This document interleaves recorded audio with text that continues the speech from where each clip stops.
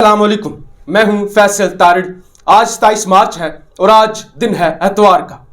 आज तारीखी दिन है।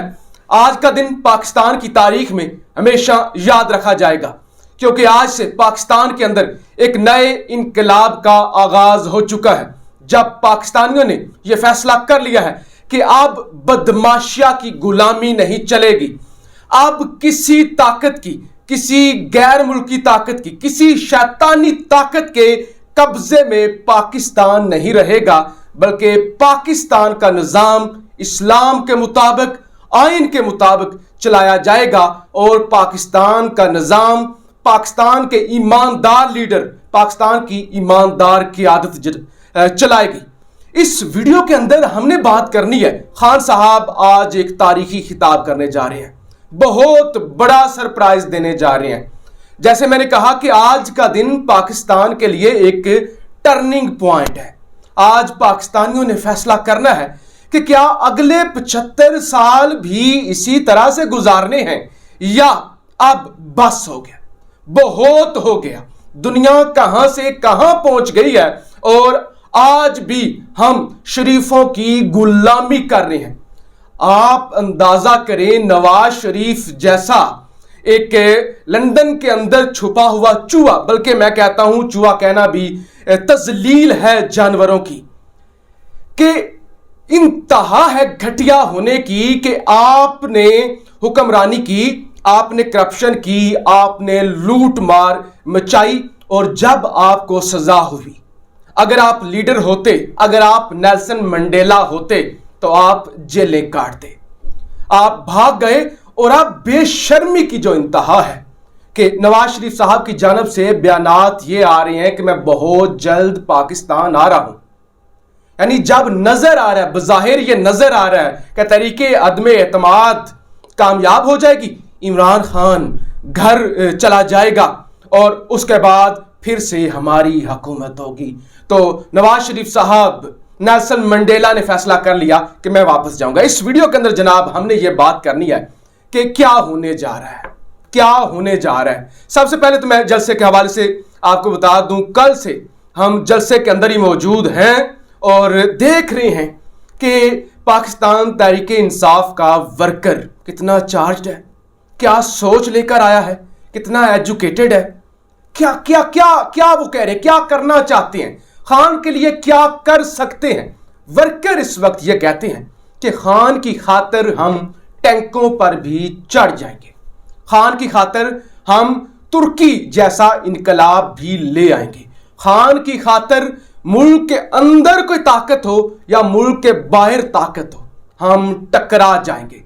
खान ने हमें जो कहा हम कर गुजरेंगे। खान अब हमारी जिद बन चुका है, लिहाजा अब दोबारा अगर हम जिंदा रहते हैं तो इन चोरों को दोबारा मुसल्लत नहीं होने देंगे। लिहाजा जब आप परेड ग्राउंड के अंदर खड़े होते हैं तो आपको अंदाजा होता है कि यह जलसा नहीं हो रहा, यह जलसा नहीं हो रहा, इनकलाब आ रहा है मुल्क के अंदर, रिफरेंडम हो रहा है, कौम जाग चुकी है, कौम ने फैसला कर लिया है कि बस हो गया।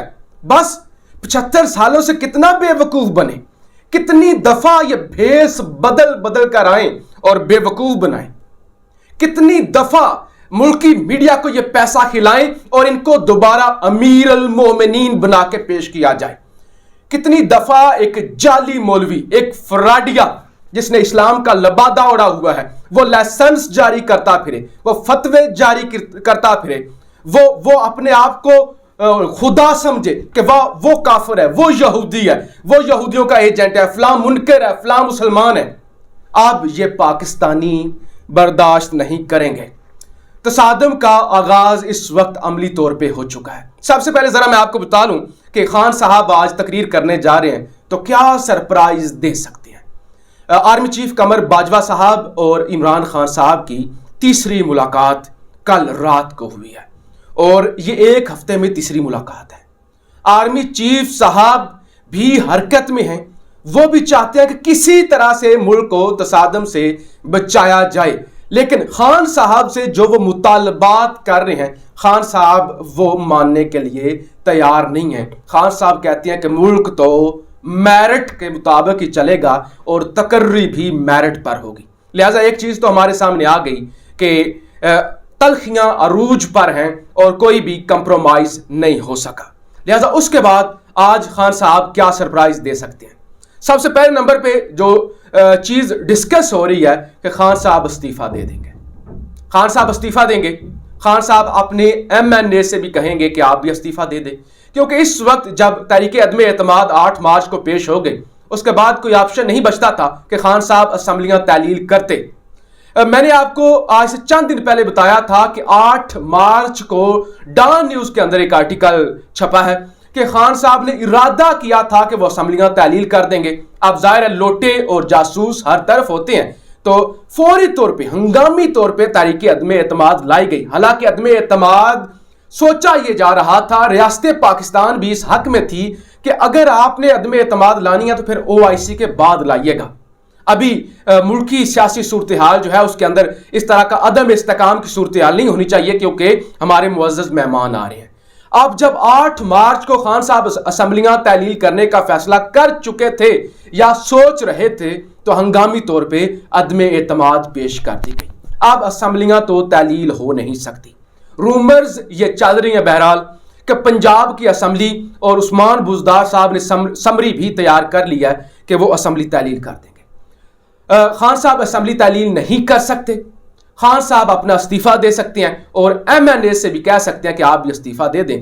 اور اس کے بعد ظاہر ہے جب اتنی بڑی تعداد میں استعفے آ جائیں گے تو اس پہ بائی الیکشن نہیں ہوتا، پھر ملک دوبارہ الیکشن کی طرف جائے گا. اور یہ جو بلیک میل کر رہے ہیں، یہ جو اتحادی بھی اس وقت بولیاں لگوا رہے ہیں اور جیسے سبزی منڈی کے اندر یا آپ کہہ لیں کہ کسی اور جگہ پہ بولیاں لگتی ہیں، دلوں کا کردار کیا جا رہا ہے کہ آپ ہمیں یہ دیں، آپ ہمیں یہ دیں. ان کے ہاتھ بھی کچھ نہیں آئے گے. پھر ان کو وزارت اعلیٰ بھی مل جائے گی، پھر ان کو پنجاب کی وزارت اعلیٰ بھی مل جائیں گی اور یہ بھی خوش ہو جائیں گے. اچھا، ایک تو پاسبلٹی یہ ہے کہ پنجاب اسمبلی تعلیل کر دی جائے، خان صاحب استعفے کا اعلان کر دیں.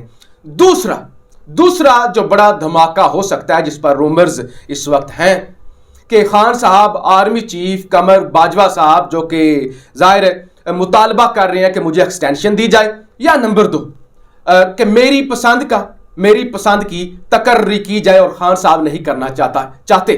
وزیر اعظم کے پاس اختیارات ہوتے ہیں کہ وہ آرمی چیف اپنی مرضی کا لگا بھی سکتے ہیں اور ہٹا بھی سکتے ہیں. اس کے نتائج بڑے خطرناک ہوتے ہیں.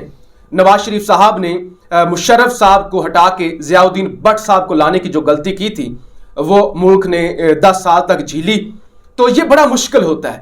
لیکن خان جیسا شخص یہ بھی کر سکتا ہے. خان ہمیشہ بڑے سرپرائز دیتا ہے اور خان ہمیشہ وہ کرتا ہے جو لوگ سوچ بھی نہیں رہے ہوتے. تو خان صاحب یہ بھی کر سکتے ہیں کہ استعفیٰ دینے کے بجائے استعفیٰ لے لیں، لیکن اس کے بعد صورتحال خراب ہو جائے گی. تو اس کے علاوہ بھی بے شمار ایسی چیزیں ہیں جن پر اس وقت غور ہو رہا ہے. یعنی بہت جلد جب اب سے کچھ دیر بعد آپ دیکھیں گے خان صاحب جلسہ گاہ پہنچیں گے، خطاب کریں گے رات کو، تو وہ بڑے سرپرائز کا جو ہے وہ اعلان کر سکتے ہیں.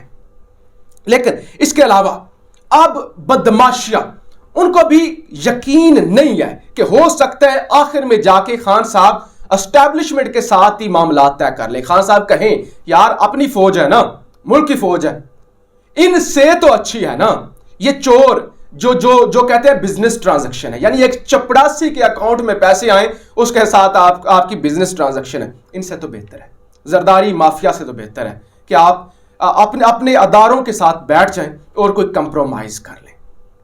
اچھا، اب بدماشیہ کو یہ شک ہے اور کل زرداری صاحب نے یہ کہا تھا کہ ہم نے جلسہ نہیں کرنا، اگر کام خراب ہو گیا تو مارشل لا بھی لگ سکتا ہے. اب گجرانوالہ کے اندر پہلا قتل ہو گیا ہے. آپ کو یاد ہوگا جب مجھے کیوں نکالا کی یہ تحریک چلی تھی اور ووٹ کو عزت دو کی تحریک چلی تھی، گجرات کے اندر ایک بچے کو شہید کیا گیا تھا اور کیپٹن صفدر صاحب نے کہا تھا یہ ہمارے جمہوریت کے لیے پہلی قربانی ہے. آج گجرانوالہ کے اندر ایک مزدور کو ٹرک کے نیچے کچل دیا گیا ہے اور یہ پہلا سگنل دیا گیا ہے کہ ہم تصادم کے لیے تیار ہیں. لہٰذا جو پہلے دن سے میں بات کرتا ہوا آیا ہوں کہ اب اگر تصادم ہو جاتا ہے تصادم ہو جاتا ہے, لوگ مر جاتے ہیں, اور ظاہر تحریک انصاف کے ورکر بھی اس وقت, جیسے کہ میں نے آپ کو کہا کہ وہ انقلاب لانے کی پوزیشن میں ہیں, انقلاب کا سوچ رہے ہیں, اس قدر وہ موٹیویٹڈ ہیں, اور وہ کہتے ہیں کسی بھی طاقت سے ہم ٹکرا جائیں گے, ہم ٹینکوں پر چڑھ جائیں گے. لہٰذا جب وہ ٹینکوں پر چڑھنے کا حوصلہ رکھتے ہیں تو پھر یہ بدماشیاں تو کوئی چیز ہی نہیں ہے. اور ویسے بھی ان کے ورکر بھاگ چکے ہیں اور بندے اکٹھے کرنا ان کے لیے مشکل ہو چکے ہیں, خالی گاڑیاں لا رہے ہیں. ان کا اب یہی پلان ہے کہ ہمارے ہاتھ کچھ نہیں آیا, خان نے میلہ لوٹ لیا ہے, اب پورا سسٹم لپیٹ دیا جائے. خاص طور پہ فضل الرحمان کہ اب سسٹم لپیٹ دیا جائے, نہ کھیلا جائے, نہ کھیلنے دیا جائے, نہیں ہمیں اقتدار ملنا تو پھر کسی کو نہ ملے. اب ہوگا تصادم, اور جب تصادم ہوگا تو پھر ادارے جن کو یہ نہیں ہوتا کہ ملک جو ہے وہ تحریک انصاف چلائے یا نواز لیگ چلائے, ان کو یہ ہوتا ہے کہ ملک چلے, تو پھر ان کو میدان میں آنا ہوگا اور پھر کسی کے ہاتھ کچھ نہیں آئے گا. خیر, اس وقت جو میں نے شروع میں کہا کہ انقلاب آ رہا ہے, ریفرینڈم ہو رہا ہے, پوری قوم نے فیصلہ کر لیا ہے. آپ سوشل میڈیا پر جا کے دیکھیں, درجنوں بلکہ سینکڑوں سابقہ آرمی کے جرنیل, بریگیڈیئر, میجر, سپاہی عمران خان کے سپاہی بن چکے ہیں. وہ عمران خان کے ساتھ کھڑے ہو چکے ہیں, اور ان کا ایک ہی نعرہ ہے کہ ہم امر بالمعروف کے ساتھ کھڑے ہوئے ہیں, ہم ایک ایماندار وزیر اعظم کے ساتھ کھڑے ہوئے ہیں, ہم امت مسلمہ کے عظیم سپاہی کے ساتھ کھڑے ہوئے ہیں. لہٰذا آج خان صاحب نے جو بھی کیا, جو بھی اعلان کیا, قوم خان صاحب کے ساتھ کھڑی ہوگی, اور آج پورا پاکستان اور ہم تاریخ رقم ہوتی ہوئی دیکھیں گے. اور میں سمجھتا ہوں قوموں کی زندگی میں ایسے دن ضرور آنے چاہیے کہ جب قوموں کی غیرت جاگے اور قوم اٹھے اور اپنے مستقبل کا فیصلہ خود کرے. اپنی رائے کا اظہار ضرور کیجیے گا. پاکستان زندہ باد.